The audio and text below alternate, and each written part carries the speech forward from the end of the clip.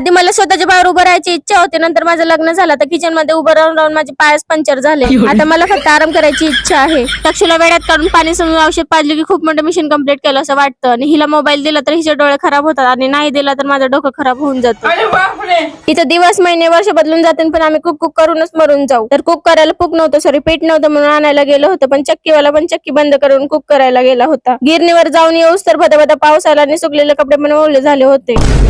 आणि ना गणिताचा फॉर्म्युला उपयोगी पडत आहे, ना इंग्लिशचं ग्रामर, ना हिंदीतले कबीर जी दोहे, तरी पण एवढा अभ्यास करून 85% मिळवून कशासाठी मिळवले होते हेच कळत नाहीये.